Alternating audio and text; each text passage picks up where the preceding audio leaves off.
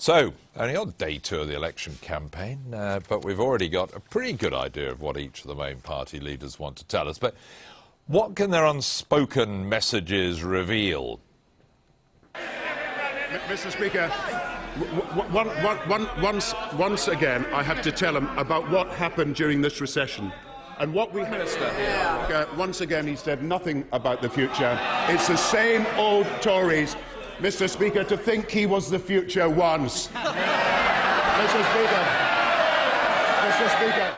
Let me just read the Prime Minister what they're saying. Paul Walsh, the head of Diageo, on the Prime Minister's Business Council.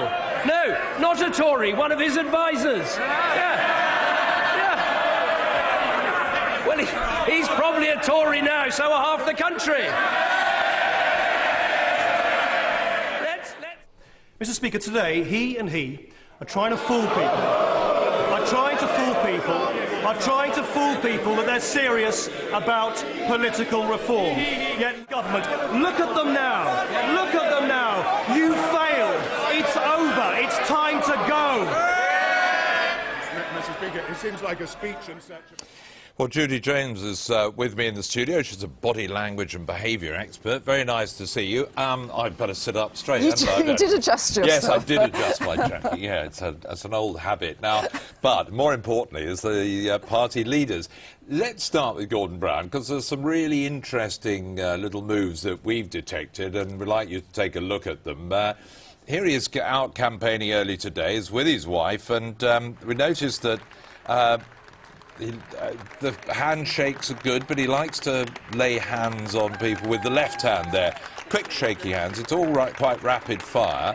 And then that left hand round as if to move them on. What do you read into that? This is this quasi-regal gesture where you want to get through as many people as possible. If you noticed, he was shaking but looking at the next person, which is very presidential. But then the patting and moving on, I think he's copied that from the Queen. She kind of does a pat and shake to make sure that you don't hang around too much. And the point is they are trying to get through as many people as possible. Unfortunately, it does lack a bit of charm and charisma, because once you get out on the hustings, which they are now, this is where you need to do the one-to-one charisma. So the handshakes are a lot more important than we think. And patting is used a lot between politicians to denote higher status. They do the pat of power. Quite good with kids, giving the kids a bit more time than the adults. And that's the point. You do need to give people undivided attention, which is a trick that Clinton always used to use. He'd only spend a moment with people, but he'd do what Brown's doing now. He'd do the eye contact. I mean, Brown is now using a lot of empathetic gestures. He's come down to the same height as the kid. Hopefully he's not going to pick up any babies and kiss them, though. I'm going to sort of draw the line. I get queasy when they get to that point. One of the other things we noticed was I think what I call a Prince Charles gesture, which is the playing with the cufflinks. I don't wear cufflinks, but if you know, that sort of... here we go.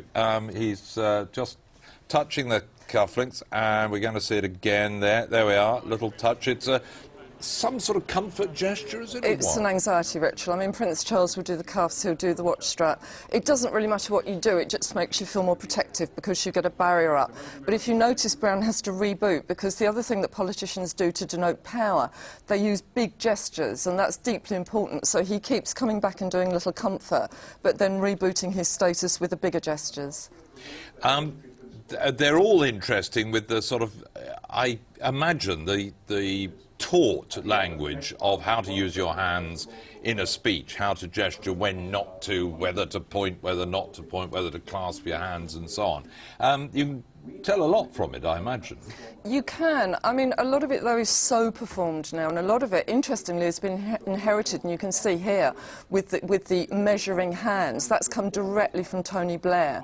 And you're seeing a lot as well, and we saw loads today, of what's called the precision gesture. They were all using that. They were using pointing and then the precision gesture. And that gesture, when you put it with the measuring hands, that shows the problem that we've got. But when they start doing the precision gesture, that shows that they know the answers. But they all three of them knew the answers today, evidently. There's one that I notice a lot. They tend to sort of not quite clench the fist, but hold it like this rather than pointing. There's sort of the non-pointed hand, but it's still quite emphatic. That's a complete mongrel of a gesture. Years ago, they were not allowed to point in Parliament. It was deemed to be very rude, and so they were told to bring the finger in. Then they put the thumb across the top of it, and that was called the thumb of power. It's almost a punching gesture, but with a thumb on top, it shows seniority. But it's not anything that anybody would use in real life, but that's what it is. It's a sort of a truncated point. David Cameron was interesting. This is yesterday when he launched. We saw him out running and on a bicycle at the start. Then he's quickly into a suit and making some very firm and emphatic gestures, hands open there. He's using a lot of those spread hands. There's his thumb of power. He looks like he's dropped his pipe there, but that's the thumb of power. But he also, when he spreads his hands out, you'll notice that he's actually got what are called erect thumbs, and Tony Blair used to use that. Pointing they really are duelling with one another here. I mean, he's got very... But watch those splayed fingers with the erect thumb.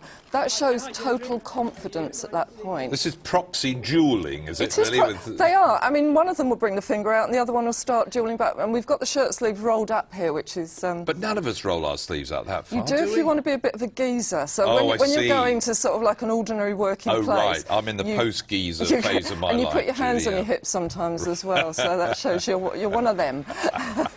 That is interesting, though, isn't it, the shirt sleeve? Right, it's basically in amongst it, ready for the dirty work, all that sort of stuff. At this point, Tony Blair in the last election would be dropping H's as well as he went round. He adopted a slight geezerish tone of voice as well. So that's estuary speak with rolled-up sleeves? It precedes the... they start playing the spoons after that. I think I mentioned that he started the day, as he does, sort of in athletic man mode. Here we go. We got cycling today. We had a bit of jogging earlier with a crowd of photographers at the end of the road that he's going to have to go round.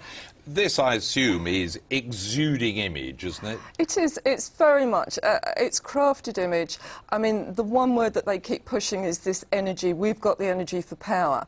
And so if we don't get it from the sound bite, we get it from the sight bite, that we think, oh, he's obviously got energy because he can cycle on a bike and run. So it's almost physically showing that they're fit for power. And he does bound up onto stages and bound upstairs. Let's look at the Liberal Democrat leader, who I thought, from what I've seen of these tapes so far, a little bit more understated. He's a little bit like... Hand in pocket. Look, left hand in pocket. You see, this is to look dead casual. In fact, it doesn't really work very well, but it means he's doing one-hand gesticulation. Now, what's interesting when we see the leadership debate, and also that we saw in the House of Commons today, is that he was very two-handed, because he was saying that you remember that quote that he used today, he was referring to one side with one hand and one side with the other hand. So I think there's a bit of a lull. I think he's keeping his left hand in waiting now, because when we get the leadership debates, if he's in the middle, he will be firing on both cylinders. But I was always, kind of brought up to think that if you had your hand in your pocket with people you didn't know that well, it was actually quite a rude gesture. I think that's possibly not so fashionably now. It looks slightly debonair and slightly rakish. The only thing is you do need to keep your thumb out the pocket, otherwise you start fiddling with the small change, which is not a good look. No. And so it's something we always taught not to do in broadcast. Don't rattle your change. Let's have a look. Here he is sort of coming out. I think we're going to get a bit of the same sort of handshake routine and the posing. That's quite a controlling the hand on the back and the shoulder and so on. Very much so, but at the same time, the rest of his... It's slightly incongruent because the rest of his body language doesn't look particularly comfortable. Whereas somebody like Brown can get away because he's this sort of big grizzly bear of a man, very alpha. He can get away with the controlling gestures, but with Nick Clegg, he looks slightly unconvinced himself. I don't think he's quite grown into that alpha role yet. His body language, I'd almost give him 10 out of 10. I mean, I've watched him speak. You can't find fault with it. But in a way, what I'm looking for with this election are some faults, because I think it will give people that bit of personality, that bit of character that people will, I think, begin to equate with honesty and integrity and authenticity. I think we've got pictures of him today in Liverpool, and I got the feeling, my reading of it was perhaps he's less rehearsed and less, structured than the others. He hasn't been taught quite as many tricks of the trade yet. He's actually a bit more natural, perhaps. Wash your mouth out. No, you don't see natural. No, he looks like a business leader. He's got Right. the kind of body language that would have done a few presentation skills courses. The other two have got much more of the alpha aggressive leadership. And again, I'm quite interested because although he's good, he's working with two heavyweights at the moment who are very angry with one another. I mean, we saw that in the House of Commons today.